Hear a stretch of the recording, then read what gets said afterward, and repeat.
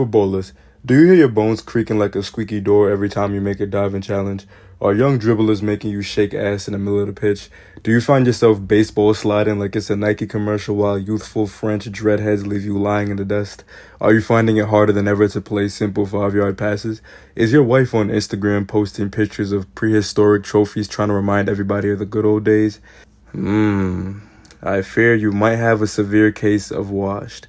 Back hurting a little more than normal after games?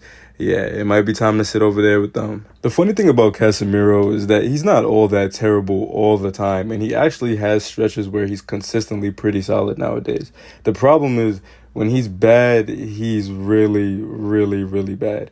I remember last season there was the Crystal Palace game. Jesus Christ, he was horrific. Forget about Olise putting him in the grass like a lump of dog shit. That was bad enough, but you could argue that he was responsible for 2 of Palace's other 3 goals too. Lost out to Eze in the midfield during the play that led to Mateta's goal. That one wasn't too bad though. It was kind of crowded over there, and that whole situation is kind of hard to get out of cleanly regardless. Later though, when he got stripped by Munoz, yeah, get up out of here. The Liverpool game last weekend, though, was honestly worse, though. Just because this shit was at home and Casemiro looked like he was genuinely lost. That one moment where he did, like, a twirly whirl and then coughed up the ball. What? He got it taken from him on 2 different occasions that directly led to Liverpool goals, and he was gone by halftime. It was genuinely sad to watch, bro. No way he was sober. Not being able to make simple passes is crazy for an all-timer, not gonna lie. What made it even more depressing, well, at least for United fans, is that the guy on the other team who's the same age as Casemiro and who's actually supposed to be washed based on the way people talk about him, yeah, he frauded them this game. It's funny because Salah is the perfect example of how a player can adjust their game to keep up when they age. You rarely see him ducking past defenders anymore, let's be real. He just picks out passes more precisely and carefully, and since he lost a step physically, his high football IQ has been put on display. Think of players who retired early because they were washed and couldn't really perform anywhere near their old selves. Bale, I guess, would be a solid example. A player who was mostly threatening because of his insane speed and power. With all his injuries, though, his body couldn't take much anymore, and when he lost a step, he lost everything. Football is one of the most impressive sports for a 30-plus-year-old to still be successful in just because of how much athleticism it takes. Like baseball, okay, sure, there's base running and stuff, but let's be real. You're sitting and standing around almost the entire game, and if you're a great contact hitter, you could potentially last a while. Ichiro Suzuki was playing almost 150 games as a 43-year-old. Barry Bonds was playing and still hitting almost 50 home runs a season at 39. Pete Rose was an all-star at 44. Albert Pujols played over 100 games a couple times in his 40s. This season, there's 3 40-year-olds left in the major leagues: Justin Verlander, Max Scherzer, and Charlie Morton.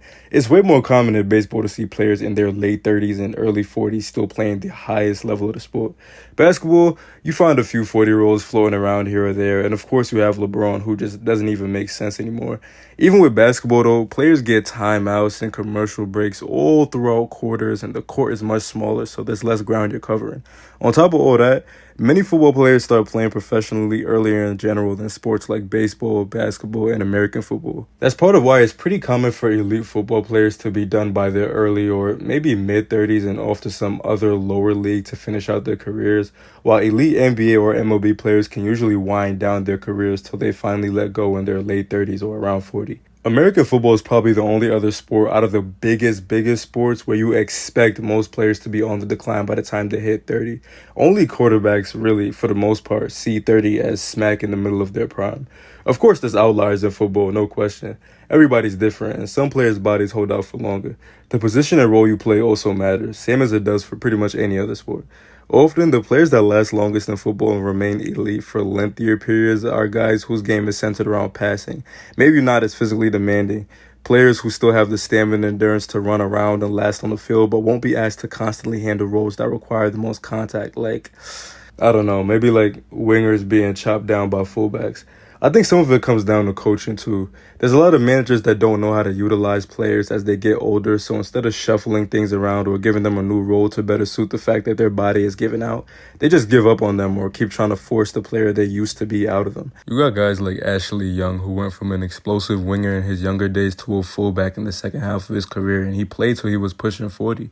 Even with Paul Scholes, he was way more of an attacking midfielder in his youth, and then towards the back half of his career, he began playing deeper. The player can also be a part of the problem too. There's a lot of ego that can go into things like this. Sometimes a player might refuse to accept a new role because they view it as beneath them. Sometimes they refuse to accept reality and end up disgracing themselves in the process and tarnishing their legacy. We've seen this one plenty of times. It's why some guys just try to get out of there early and retire when they're still on top. Kroos hit the road last season at 34 years old while still being a crucial part of both Madrid's UCL winning team and Germany's Euro squad. More importantly, though, there's still plenty of times when the washed allegations are bullshit and a player is fully validated for banking on themselves. That ACL injury could have ended Van Dijk's Prem career. For a guy as big as him, that could have been more than disastrous. He isn't as good as he used to be, but he's once again a top center back in the world, though. Antoine Griezmann was considered washed for a while, mainly because of that terrible trip to Barca where things really didn't work out. Then, after a great World Cup with France and a great season for Atletico Madrid, he was back in the top 25 for the Ballon d'Or. The easiest way to identify if a player is actually washed or not is by counting how many external factors there are contributing to their lack of success. The more external factors there are holding them back, the less likely that they're actually washed. A shitty manager, a horribly structured team, a role that doesn't quite suit them, just a few examples. Stuff like injuries or mental health or loss of athleticism are internal factors, things that are very valid to look at too. I look at a guy like Marcus Rashford right now. Just a couple seasons ago, he had, over 30 goals in all competitions, and it looked like he was firmly a superstar. Then he fell off a cliff, and since then, we've only seen flashes. Sure, he has his own issues, like maybe a lack of confidence and sometimes a lack of effort, but you look at everything going on around him at United, you look at his manager, and you look at how all those factors mix into each other, I find it hard to believe that there isn't an elite player left in there, especially when we've seen how cancerous United has been for some top players who've came in the past. I don't know. What's your favorite example of a player who should be washed by this point, but he just isn't? I feel like there's a lot of them around this time, especially with modern medicine and technology getting better. Thanks for watching, y'all. I'm going to see y'all later.